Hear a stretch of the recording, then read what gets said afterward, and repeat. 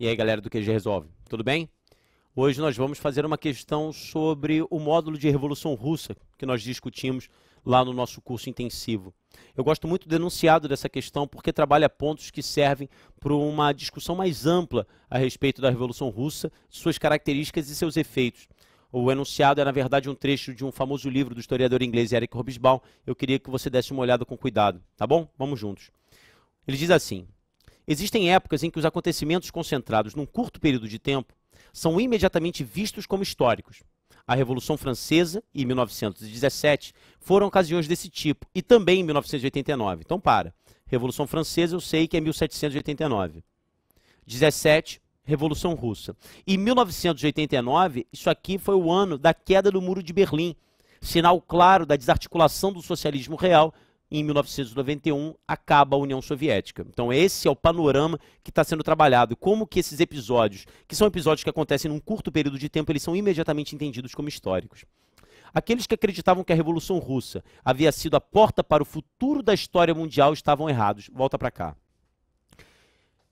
Depois da Primeira Guerra Mundial, a ideia que se tinha do progresso liberal, capitalista, racional, da busca pela propriedade, entendida como felicidade, que era propalada pelo liberalismo, depois da Primeira Guerra Mundial, isso cai.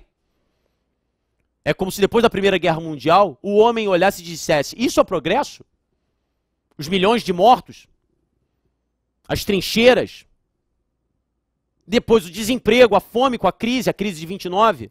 Então, na verdade, todo aquele liberalismo que no século XIX aparecia como grande sinal, como a porta inexorável e inevitável do progresso, tudo isso cai, é uma desilusão com esse liberalismo. E a Revolução Russa funcionava como uma espécie de alternativa. A Revolução Russa aparecia como uma porta aberta para um futuro diferente. A ideia do proletariado no poder, a ideia de um Estado marcado pela plena igualdade, não só jurídica, mas uma igualdade social. A ideia do fim das divergências, das mazelas capitalistas. Então tudo aquilo aparecia como uma espécie de futuro da humanidade, de contornos muito mais positivos e de emancipação do que mostrava o capitalismo liberal. Depois ele diz: e quando sua hora chegou, a hora da desarticulação do socialismo, todos se deram conta disso. Nem mesmo os mais frios ideólogos da Guerra Fria esperavam a desintegração quase sem resistência verificada em 1989. Aí ele diz na letra A: no contexto entre as duas guerras mundiais, quais seriam as razões para que a Revolução Russa tenha simbolizado uma porta para o futuro? É aquilo que eu falei para vocês. Por que ela simbolizava uma porta para o futuro? Primeiro, era uma alternativa a um liberalismo criticado. O socialismo aparecia como uma alternativa a um liberalismo decadente, um liberalismo que provocou a guerra, que provocou a crise. A Revolução Russa simbolizava a ideia da emancipação proletária. A Revolução Russa simbolizava a possibilidade de uma plena igualdade, não só jurídica, como eu te falei, mas uma igualdade social. Então, para muitos, a Revolução Russa, e a própria Rússia, agora a União Soviética, demonstravam o futuro. E tudo isso caiu. Tudo isso foi desarticulado em 1989 com a queda do Muro de Berlim. Foi a queda dessa esperança.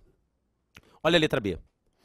Identifique dois fatores que levaram à derrocada dos regimes socialistas da Europa após 1989. Esse é um assunto que a gente não discutiu ainda no nosso módulo intensivo, mas de qualquer maneira ele é bom para antever pontos de discussão. Vamos lá. Primeiro fator: a crise econômica da própria União Soviética. A União Soviética era o epicentro do bloco socialista. E desde a década de 70, a União Soviética enfrentava uma grave crise no seu setor tecnológico e produtivo.